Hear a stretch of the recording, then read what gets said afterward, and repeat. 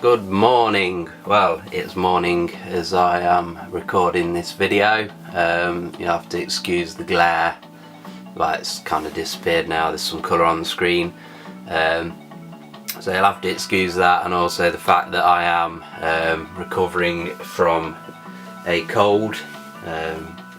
Pretty much over it now, but it is affecting my voice and hearing slightly. So yes, as you can see on the screen, we have F1 and it's on the Sega Megadrive. So yeah, just getting the Megadrive collection videos back up to date.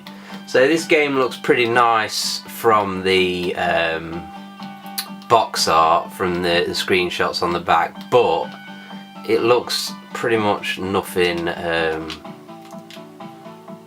like it does on the screenshots in the rolling demo that I just saw when I started up the game for the first time. Don't really have the box to hand, so I cannot confirm. But yes, obviously this is a racing game.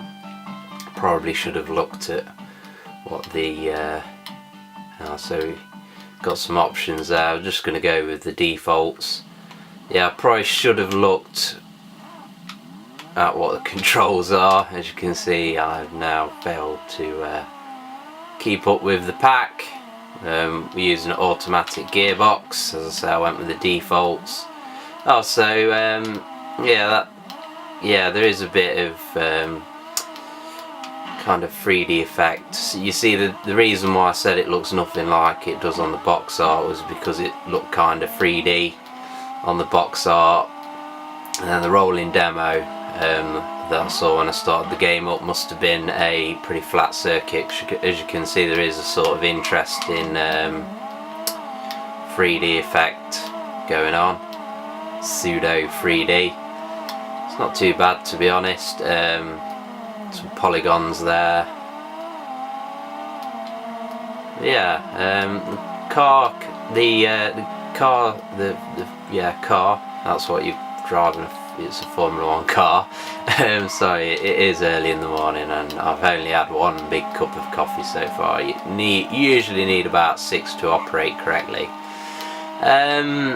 The handling is kind of left, right, and then all of a sudden, if you hold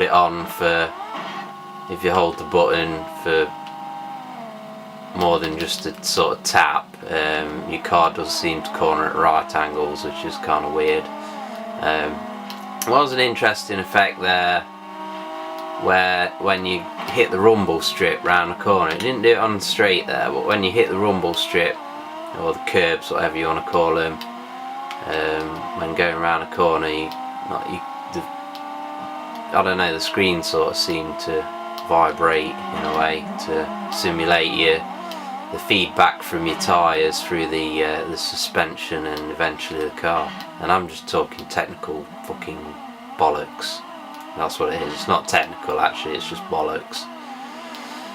So quite a decent draw distance, to be honest, for the kind of game, although the cars do seem to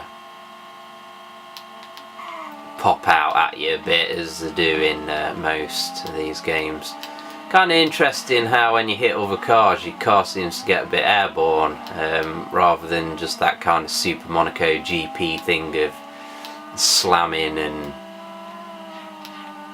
but it does, the tracks are quite narrow and it does seem quite bloody hard to get past cars without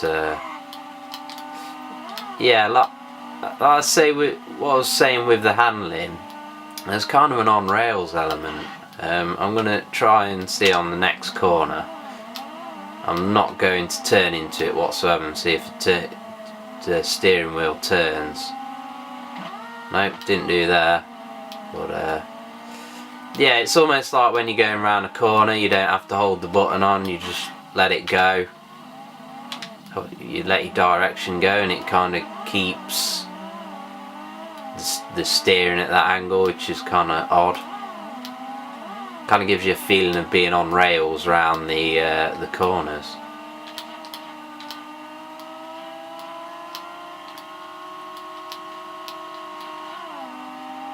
Doesn't seem too difficult, this game. I mean, I can't even see where I am. Overtaken 6. So overtaken 17 out of 18 out of 6. So I don't know whether there's some sort of target. So let's pit in. So we're going to try that. Can we reverse? No.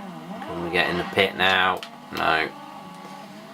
It does seem kind of an interesting F1 game. I just kind of noticed that the camera has moved slightly. Sorry about that. It's probably been like that for the whole of the video, to be honest. That's the problem with these ghetto pointing the camera at the screen videos. They're just fucking shit. The problem is, on my PC I have to use my analog capture device to capture Megadrive. My other device is just incompatible with pretty much anything retro. You know, you can't even use it for PS1 or Saturn.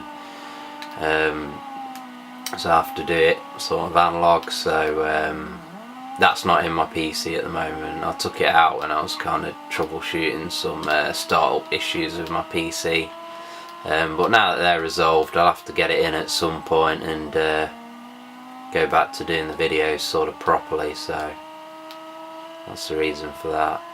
So far this game, the graphics are quite impressive for the era. The gameplay, the tyres have blown because I didn't fucking manage to pit. So yeah, so it's kind of arcadey, obviously. I mean, you'd struggle to create a truly detailed. We're just gonna go arcade again. None of that. One player turbo. Let's try a one player turbo. Fuck it. Let's go all out. Yeah, it would be pretty difficult to create a highly detailed F1 simulation with realistic physics and the whole shebang for the Megadrive, I would have thought. So we can forgive it in that sense. Seems like they've put it in this turbo mode and the view has actually kind of zoomed out. Is that how they've created the sensation of speed, just zooming out? Who knows? It's kind of fast. So yeah, it zips along nicely. No frame rate issues here, sir. But yeah, graphics. Obviously the gameplay is a bit arcadey. You can forgive it for that.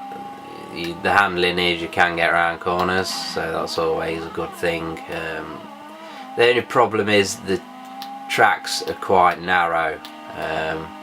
Sound effects are quite good, to be honest. They're not the most irritating 16-bit racing engine effects, etc. So that's quite positive. Do like the way you can sort of jump over the car in front if you hit it hard enough. So overall, this is a solid title. Doesn't require as much skill as and track memorization, I'd say, as Super Monaco GP. So if you're after a really intense racing experience, 16-bit wise, you're talking Super Monaco GP. But for a game that's easy to pick up and play and quite fun, I can recommend this one. It's very cheap to pick up, so no issues there. Yeah, I've picked this up boxed with manual in great condition for a couple of quid, so you're not going to struggle to get a copy of this game. So I think that's enough of a look at this game. I obviously didn't go into the championship mode, but you know, I assume it's going to be the standard sort of fare like Super Monaco GP. I think this cartridge does have backup, so you might not have to use the massive long passwords that you used to have to sort of note down with Super Monaco GP, so that could be another positive for this game. So overall, excellent game that I can recommend. High octane Formula 1 16-bit action. Alright.